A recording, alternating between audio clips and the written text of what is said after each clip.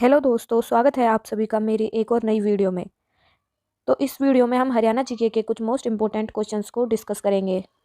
ये क्वेश्चंस ऐसे होंगे जो किसी भी एग्ज़ाम में हमारी बहुत ज़्यादा मदद करेंगे। जैसे हम एचपीएससी का एग्ज़ाम देंगे, हरियाणा से रिलेटिव यानी कि कोई भी एग्ज़ाम हो उसमें हमारी मदद करेंगे।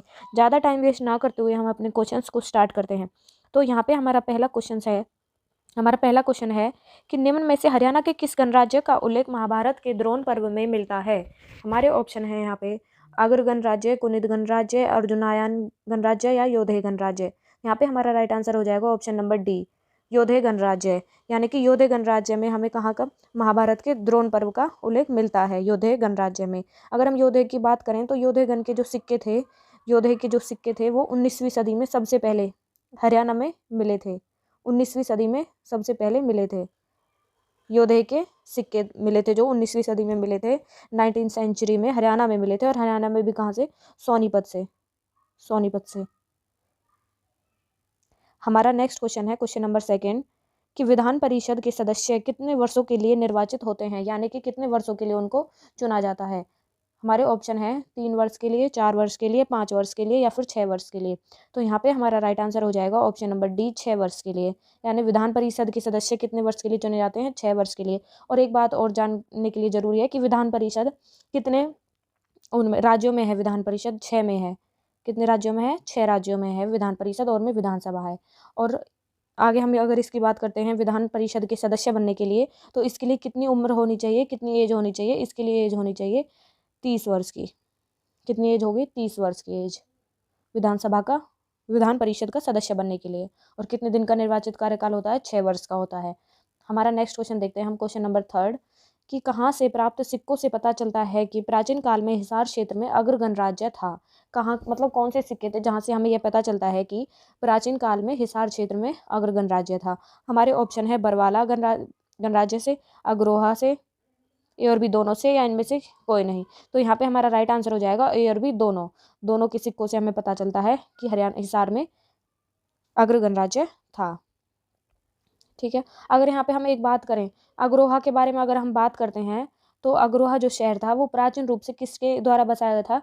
ये महाराजा अग्रसेन महाराजा जो अग्रसेन थे उन्होंने बसाया था, महाराजा अग्रसेन ने। फिर इसको अपनी राजधानी बनाया था महाराजा अग्रसेन ने। ठीक है। नेक्स्ट क्वेश्चन देखते हैं हम, क्वेश्चन नंबर फोर्थ हमारा क्या कह रहा है। ये जितने भी क्वेश्चन है बहुत इंपॉर्टेंट क्वेश्चन है और प्रीवियस ईयर से ही लिए गए हैं, तो इनको वीडियो को आप बिल्कुल भी स्किप ना करें और क्वेश्चंस को देखें और नोट करें। नेक्स्ट क्वेश्चन है हमारा, इंडिया स्टेट फॉरेस्ट रिपोर्ट 2017 के अनुसार राज्य में सर्वाधिक प्रतिशत वन क्षेत्र किस जिले में पाया जाता है। यानी कि सबसे ज़्यादा बताना है हमें कि फॉरेस्ट की जो परसेंटेज है वो कौन से जिले में सबसे ज़्यादा है। हमारे ऑप्शन है पंचकुला में, फरीदाबाद में, यमुनानगर में या फिर गुरुग्राम में। तो यहाँ पे हमारा राइट आंसर हो जाएगा ऑप्शन नंबर ए, पंचकुला में। अगर हम बात करें 2017 की रिपोर्ट की, तो उसमें भी पंचकुला ही था जिसकी परसेंटेज सबसे ज़्यादा थी फॉरेस्ट की। और अब बात करें हम 2019 की रिपोर्ट की, तो 19 में भी पंचकुला ही नंबर 1 पे था हरियाणा के अंदर। अगर पंचकुला के बाद हम किसी की बात करें तो पंचकुला के बाद यमुनानगर आएगा, उसके बाद फरीदाबाद था तीसरे नंबर पे। तो नेक्स्ट क्वेश्चन देखते हैं हम अपना। हमारा नेक्स्ट क्वेश्चन, फिफ्थ क्वेश्चन क्या कह रहा है कि बीरबारा वन्य जीव अभ्यारण्य किस जिले में है। बीरबारा वन्य जीव अभ्यारण्य के बारे में पूछ रहा है। कहाँ पे है? जींद में है, कैथल में है, भिवानी में है या रोहतक में है। यहाँ पे हमारा right answer option number A सही हो जाएगा, जींद में। और इस बीरबारा जो वन्य जीव अभ्यारण्य, इसको कब घोषित किया गया था? 2007 में इसको वन्य जीव अभ्यारण्य घोषित कर दिया गया था, वाइल्ड लाइफ सेंचुरी घोषित कर दिया गया था।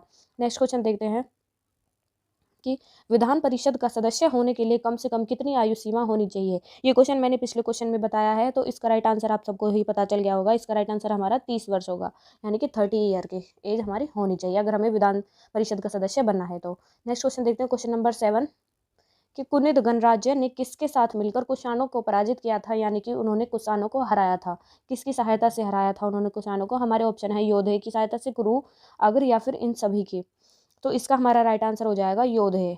योधे के साथ मिलकर कुनिद गणराज्य के लोगों ने कुषाण को पराजित किया था। नेक्स्ट क्वेश्चन देखते हैं हम, हरियाणा के महेंद्रगढ़ क्षेत्र में कौन सा गण विद्यमान था। हरियाणा के महेंद्रगढ़ की बात की जा रही है, तो कौन सा था? अग्र, कुनिद, अर्जुनायन या फिर योधे। तो यहाँ पे हमारा राइट आंसर हो जाएगा ऑप्शन नंबर थर्ड, अर्जुनायन जो गणराज्य था वो हरियाणा के महेंद्रगढ़ क्षेत्र में विद्यमान था। अगर हम यहाँ पे महेंद्रगढ़ की बात करते हैं एट द प्रेजेंट की बात करें, तो महेंद्रगढ़ खनिज तत्व के मामले में सबसे अग्रणी जिला है, यानी कि खनिज सबसे ज़्यादा कहाँ पे पाए जाते हैं, महेंद्रगढ़ के अंदर पाए जाते हैं। महेंद्रगढ़ और नारनौल के अंदर पाए जाते हैं सबसे ज़्यादा खनिज।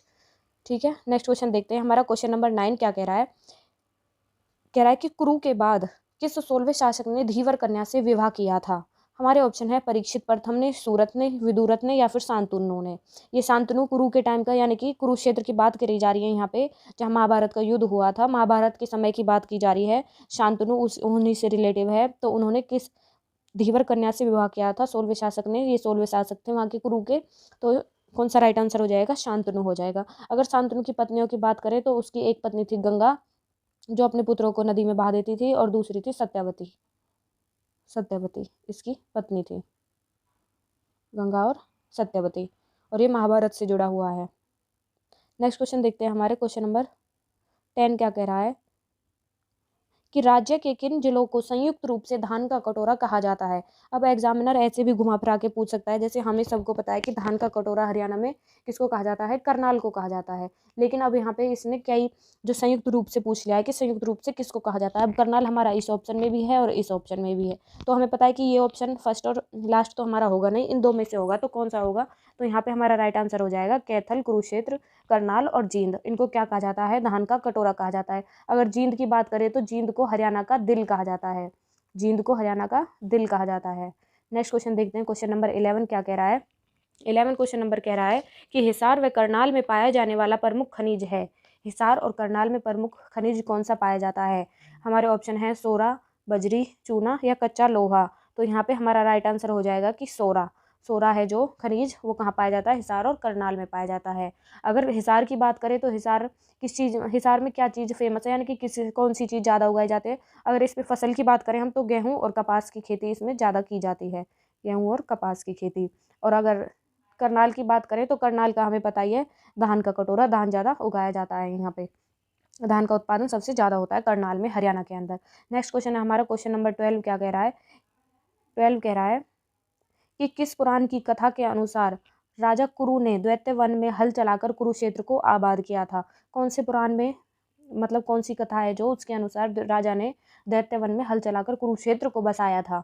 तो हमारा यहाँ पे राइट आंसर क्या हो जाएगा, ऑप्शन नंबर बी हो जाएगा, वामन पुराण में। ठीक है, कुरु की बात करें तो हमें जैसे पता है कि कुरु 16 महाजनपदों में से एक विशेष महाजनपद था कुरु, और इसकी जो राजधानी थी वो कौन सी थी, इसकी राजधानी थी इंद्रप्रस्थ। इंद्रप्रस्थ इसकी राजधानी थी। ठीक है, इंद्रप्रस्थ यानी कि जो आज के टाइम में एट द प्रेजेंट जो दिल्ली है, बेसिकली वो कुरु की राजधानी थी। और राजा कुरु ने अपने ही नाम पर कुरुक्षेत्र, कुरुक्षेत्र जिले का नाम रखा था। राजा कुरु के नाम पर ही कुरुक्षेत्र नाम पड़ा था। ठीक है, नेक्स्ट क्वेश्चन देखते हैं हम, क्वेश्चन नंबर 13। निम्न में से कौन हरियाणा केसरी के नाम से भी जाने जाते हैं। ये जो क्वेश्चन है ये मोस्ट इंपॉर्टेंट क्वेश्चन है, ये स्टेट में कई बार पूछा भी जा चुका है। ये वो क्वेश्चन है जो एग्जाम में आए हुए हैं, PYQ हैं सभी, तो आप जरूर देखें और नोट्स भी इनके जरूर बनाएं। तो यहाँ पे हमारे ऑप्शन हो जाएंगे चौधरी देवीलाल को, पंडित नेकीराम शर्मा को, बंसीलाल को या पंडित BD शर्मा को। यहाँ पे हमारा राइट आंसर हो जाएगा ऑप्शन नंबर बी, पंडित नेकीराम शर्मा को हरियाणा का केसरी कहा जाता है। अगर बात करें तो ये एक कौन थे, ये एक पॉलिटिशियन थे, ये एक पॉलिटिशियन थे।